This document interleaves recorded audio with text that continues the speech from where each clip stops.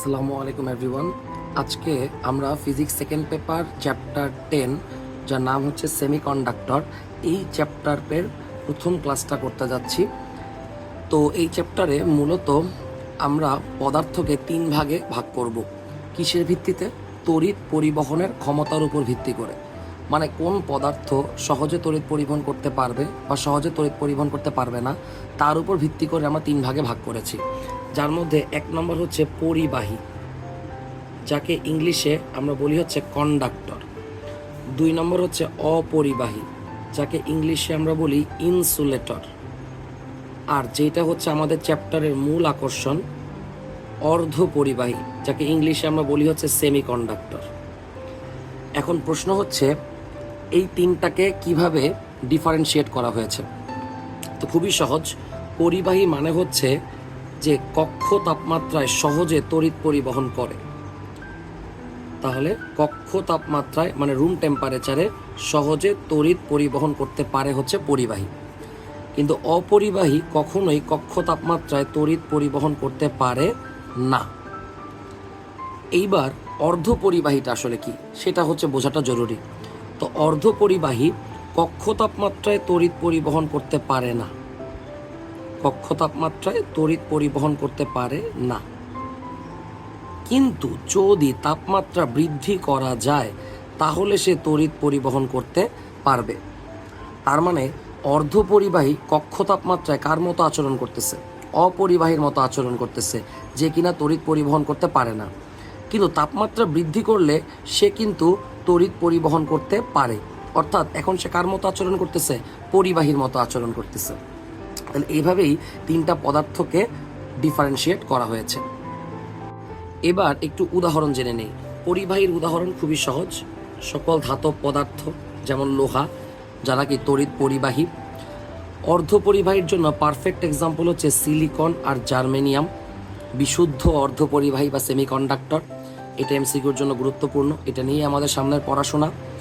আর অপরিবাহী বা ইনসুলেটর, যেখানে আছে রাবার, প্লাস্টিক, কাঁচ ইত্যাদি। বাট সবচেয়ে গুরুত্বপূর্ণ হচ্ছে বিশুদ্ধ পানি। পানি যখন তড়িৎ পরিবহন করে তখন সে অবিশুদ্ধ অবস্থায় থাকে, কিন্তু বিশুদ্ধ পানি বা ডিস্টিলড ওয়াটার তারা কিন্তু তড়িৎ পরিবহন করতে পারে না। তাইলে বিশুদ্ধ পানি তড়িৎ অপরিবাহীর উদাহরণ। এটা এমসিকিউর জন্য গুরুত্বপূর্ণ। এখন আমাদের প্রশ্ন হচ্ছে যে কেন পরিবাহী সহজে তড়িৎ পরিবহন করতে পারতেছে, কেন অপরিবাহী পারতেছে না, কেন অর্ধপরিবাহী কন্ডিশনাল। তো এইটার জন্য আগে আমাদের জানা লাগবে তড়িৎ পরিবহনের শর্ত কী। আর তড়িৎ পরিবহনের শর্ত বোঝার জন্যই আমাদের এই টপিকটা নিয়ে আলোচনা করতে হবে, যাকে বলা হয় শক্তি ব্যান্ড। এটা মূলত লেখচিত্র, কিন্তু এই লেখচিত্রটা একটু ডিফারেন্ট। এখানে এক্স অক্ষ আর ওয়াই অক্ষ বরাবর কোনো কিছু নেওয়ার প্রয়োজন নেই। এখানে জাস্ট আমরা শক্তির ব্যান্ড নিব। আচ্ছা, তো প্রথমে একটু মুখস্থ করাই দিই। শক্তির ব্যান্ড হচ্ছে 3 ধরনের হইতে পারে। কয় ধরনের হইতে পারে? 3 ধরনের। তার মধ্যে সবচেয়ে যেই 2টা বেশি কাজে লাগবে সেটা হচ্ছে ভ্যালেন্স ব্যান্ড। ভ্যালেন্স ব্যান্ড, যাকে বাংলায় আমরা বলবো যোজ্যতা ব্যান্ড। তো এই যোজ্যতা ব্যান্ড, যোজ্যতা শব্দের অর্থ আমরা কেমিস্ট্রিতে শুনেছি। যোজ্যতা অর্থ কি? যোজ্যতা অর্থ হচ্ছে সর্বশেষ কক্ষপথ। যোজ্যতা ইলেকট্রন মানে কি তাহলে? সর্বশেষ কক্ষপথের ইলেকট্রন। অর্থাৎ যোজ্যতা ব্যান্ডে কোনো পরমাণুর সর্বশেষ কক্ষপথের ইলেকট্রনটা অবস্থান করে। এরপরে হচ্ছে কন্ডাকশন ব্যান্ড। কন্ডাকশন ব্যান্ড বা যাকে আমরা বাংলায় বলবো পরিবহন ব্যান্ড। পরিবহন ব্যান্ডটা কি?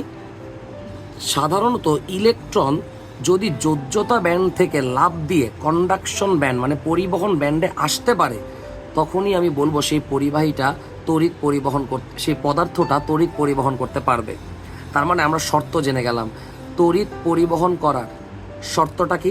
শর্ত হচ্ছে ইলেকট্রন যদি যোজ্যতা ব্যান্ড থেকে কন্ডাকশন ব্যান্ডে লাফ দিয়ে আসতে পারে, তাহলেই আমি বলবো সেই পদার্থটা তড়িৎ পরিবহন করতে পারবে।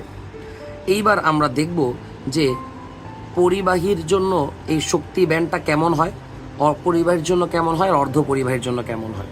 তো প্রথমে বলি অপরিবাহীর জন্য।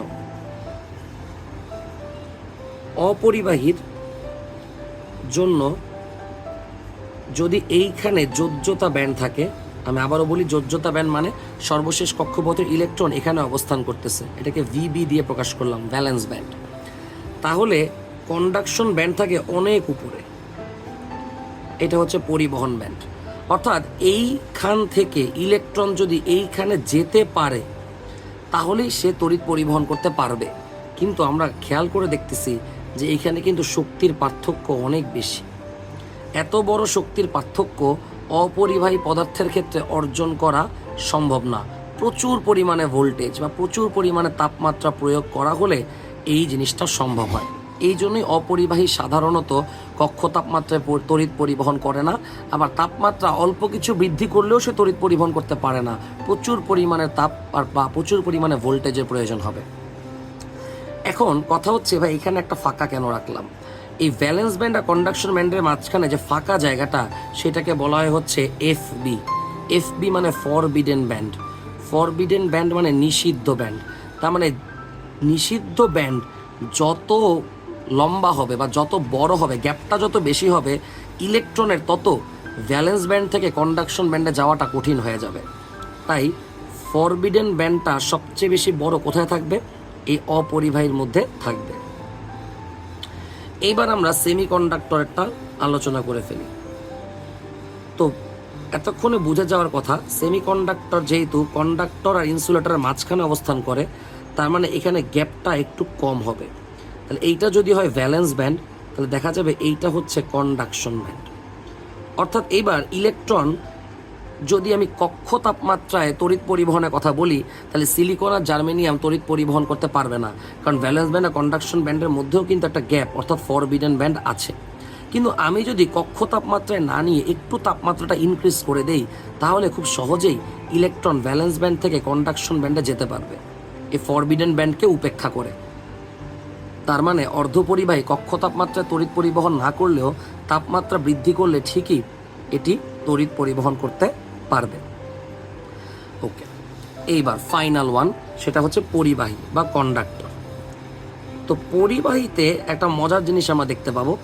পরিবাহীতে এইখানে যদি ভ্যালেন্স ব্যান্ড থাকে, তাহলে কন্ডাকশন ব্যান্ড আর ভ্যালেন্স ব্যান্ডের মধ্যে কোনো গ্যাপ থাকে না, বরং একটা আরেকটার সাথে ওভারল্যাপ করে। অর্থাৎ কিছু কিছু ইলেকট্রন ভ্যালেন্স ব্যান্ডে থাকা অবস্থায় কন্ডাকশন ব্যান্ডের মধ্যে অবস্থান করতেছে। তার মানে এখানে ওরা কক্ষ তাপমাত্রায় তড়িৎ পরিবহন করে, আবার তাপমাত্রা বৃদ্ধি করারও কোনো প্রয়োজন নাই, ওরা সহজেই তড়িৎ পরিবহন করতে পারবে। অর্থাৎ ভ্যালেন্স ব্যান্ড আর কন্ডাকশন ব্যান্ডের মাঝখানে কোনো ফরবিডেন ব্যান্ড নাই। তাহলে আমরা যদি ওভারঅল সামারি দিই, এই গ্রাফ তিনটাতে যে কথাগুলো বলেছে এগুলো এমসিকিউর জন্য গুরুত্বপূর্ণ। যেমন পরিবাহীতে কোনো নিষিদ্ধ ব্যান্ড নাই, অর্ধপরিবাহীতে এই নিষিদ্ধ ব্যান্ডের পার্থক্যটা কম, কিন্তু অপরিবাহীতে নিষিদ্ধ ব্যান্ডের পার্থক্যটা অনেক বেশি। তড়িৎ পরিবহন করার জন্য ইলেকট্রনকে ভ্যালেন্স ব্যান্ড থেকে অবশ্যই কন্ডাকশন ব্যান্ডে যাইতে হবে। তো এই হচ্ছে আমাদের ক্লাস নাম্বার 1।